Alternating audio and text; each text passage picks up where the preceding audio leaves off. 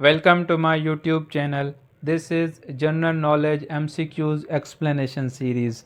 This is the 9th video of this series. अगर आपने पहले 8 वीडियोस नहीं देखे तो उनकी लिंक मैं डिस्क्रिप्शन में देता हूँ, पहले वो देखें फिर इस वीडियो पे आएँ।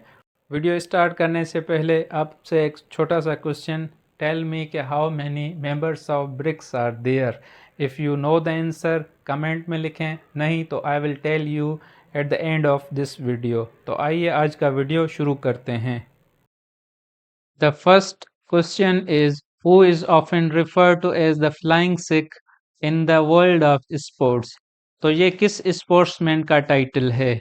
ये टाइटल था मिल्खा सिंह का। Milkha Singh was a Indian sprinter. अब स्प्रिंटिंग किसे कहते हैं? स्प्रिंटिंग एक ऐसा स्पोर्ट है जिसमें आपने लेस डिस्टेंस के लिए बहुत ज़्यादा स्पीड से भागना होता है और टिपिकली ये लेस देन 400 मीटर्स होती है। फ्लाइंग सिख का ये जो टाइटल था मिल्खा सिंह को, ये किसने दिया था? 1962 में मिल्खा सिंह विजिटेड पाकिस्तान और इसने पाकिस्तान के नेशनल चैंपियन अब्दुल खालिक को हराया और इसके इस कारनामे पे उस वक्त के प्रेसिडेंट जनरल अयूब खान ने इसको ये टाइटल दिया था द फ्लाइंग सिख। अब दूसरा ऑप्शन ये जो है सचिन तेंदुलकर। समटाइम्स एग्जाम्स में इस तरह के सवाल आते हैं कि सचिन तेंदुलकर या एनी अदर स्पोर्ट्स पर्सनालिटी, उसका ताल्लुक किस स्पोर्ट से है? तो Sachin Tendulkar belongs to cricket. अच्छा, इस पे द फ्लाइंग सिख पे एक मूवी भी बनी थी, भाग मिल्खा भाग, इन 2013। नेक्स्ट सवाल है कि who was the first president of the United States. तो यूनाइटेड स्टेट्स ऑफ अमेरिका का फर्स्ट प्रेसिडेंट था जॉर्ज वाशिंगटन। अमेरिका से रिलेटेड कई सारे सवालात एग्जाम में आते हैं। Just like a capital of United States, तो उसका कैपिटल है Washington DC. And how many states are there in USA? तो there are 50 states in United States of America. Its largest state by area, Alaska is the largest state of America by area. अब ये जो दूसरे option हैं, Thomas Jefferson, Benjamin Franklin या Abraham Lincoln, ये भी American history की मशहूर पर्सनालिटीज हैं। Thomas Jefferson, he was the third president of United States of America और इसने डिक्लेरेशन ऑफ इंडिपेंडेंस लिखा था। अगर हम इस तस्वीर पे गौर करें तो जो अमेरिकन फ्लैग है इसमें 13 स्ट्रिप्स हैं एंड 50 स्टार्स हैं। तो 13 स्ट्रिप्स रिप्रेजेंट 13 कॉलोनीज, मतलब यूनाइटेड स्टेट्स ऑफ अमेरिका की आज़ादी से पहले 13 कॉलोनीज थी ब्रिटिश के अंडर, जिनने मिल के यूनाइटेड स्टेट्स ऑफ अमेरिका बनाया और ये 50 स्टार्स रिप्रेजेंट 50 स्टेट्स।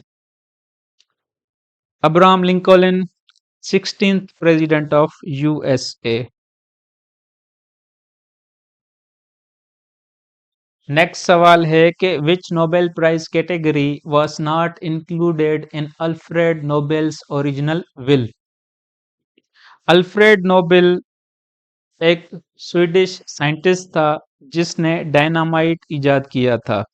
इसने विल वसीयत की थी 27 नवंबर 1895 में कि इसके जितने भी एसेट्स हैं उनमें उसके मरने के बाद 5 कैटेगरीज के एक प्राइज बनाए जाएं और वो उन लोगों को दिए जाएं जिन लोगों की ह्यूमन काइंड बेनिफिट, मतलब they contributed towards the benefit of human kind.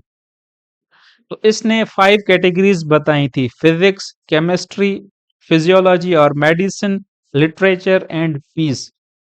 तो ये जो इकोनॉमिक्स कैटेगरी है इट वाज इंक्लूडेड इन 1969। तो इस सवाल का सही ऑप्शन होगा इकोनॉमिक्स। फिजिक्स, मेडिसिन, लिटरेचर ये तो ओरिजिनली नोबेल प्राइज में कैटेगरीज थी, but economics was added in 1969। Next सवाल है कि which organisation is responsible for global health issues and disease prevention. तो इसका सही ऑप्शन है World health Organization. World health Organization का जो हेडक्वार्टर है वो है जेनेवा में, और इसका हेड जो है डायरेक्टर जनरल होता है, और करंटली है Tedros Adhanom Ghebreyesus. I don't know how to pronounce this, but यही है जो है डीजी इसका। एंड एक और इम्पोर्टेंट सवाल कि when WHO declared COVID-19 as pandemic। तो 11 मार्च 2020 को WHO वर्ल्ड हेल्थ ऑर्गेनाइजेशन ने कोविड को एज ए पेंडेमिक डिक्लेयर किया था। नेक्स्ट, कि international women's day celebrated on March 8। अब इसमें ये डायरेक्टली क्वेश्चन नहीं पूछ रहा, अमूमन एग्जाम में किस तरह आता है कि international women's day is celebrated on which date. अब ये डेट खुद बता रहा है कि ये 8 मार्च को सेलिब्रेट किया जाता है, बट उसके सेलिब्रेशन का एम क्या है, मकसद क्या है इसके पीछे। तो इसका सही ऑप्शन है gender equality. International women's day is celebrated to promote gender equality. Next सवाल है कि which planet is known as the red planet. तो इसका सही ऑप्शन है मार्स। अब इसको रेड प्लेनेट क्यों कहा जाता है? Because of presence of iron oxide. Iron oxide की वजह से इसका एटमॉस्फेयर जो है वो रेड सा नजर आता है, इसकी वजह से इसको रेड प्लेनेट कहा जाता है। अब ये जो ऑप्शन ए है वेनस, इसका टाइटल है it is known as the sister planet of the अर्थ।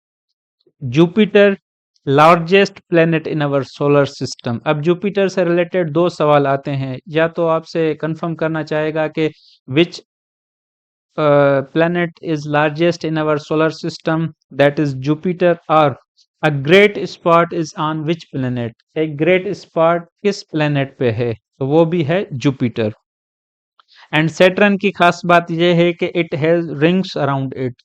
तो एग्जाम्स में इस तरह का भी सवाल आता है कि which planet has rings around it. तो उसका सही ऑप्शन होता है सैटर्न। नेक्स्ट, के who is the author of the classic novel 1984। Very important questions, ये कई बार एग्जाम में पूछा जा चुका है। तो इसका सही ऑप्शन है जॉर्ज ऑरवेल। और George Orwell was English writer जिसने ये नॉवेल लिखा था 1984। नेक्स्ट सवाल है कि what is the name of the bridge that connects Russia and Crimea. तो इसका सही ऑप्शन है कर्च ब्रिज।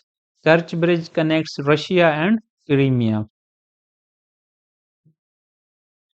अब जो ऑप्शन ए है बॉस्फोरस ब्रिज, ये वेरी इंपॉर्टेंट ब्रिज है because it connects Asia and Europe. और बॉस्फोरस ब्रिज कहाँ है? टर्की में।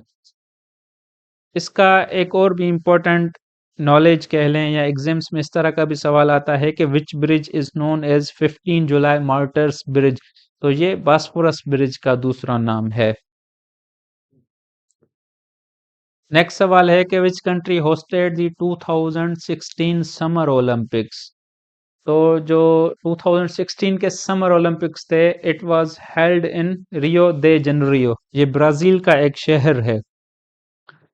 अब समर ओलंपिक्स हर 4 साल के बाद होता है, मतलब हर 2 साल के बाद कोई ना कोई ओलंपिक्स होता है। अगर 2016 में समर ओलंपिक्स हुआ तो 2018 में क्या होता है? Winter Olympics.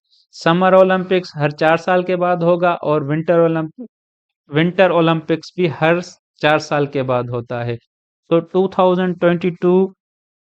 2020 का जो summer Olympics that was to be held in Tokyo, but covid 19 की वजह से इट वाज हेल्ड इन 2021। और जो 2024 का समर ओलंपिक्स है that will be held in Paris. Last सवाल ऑफ दिस वीडियो, के which region of the moon is known as dark side. तो इसका सही ऑप्शन है साउथ पोल।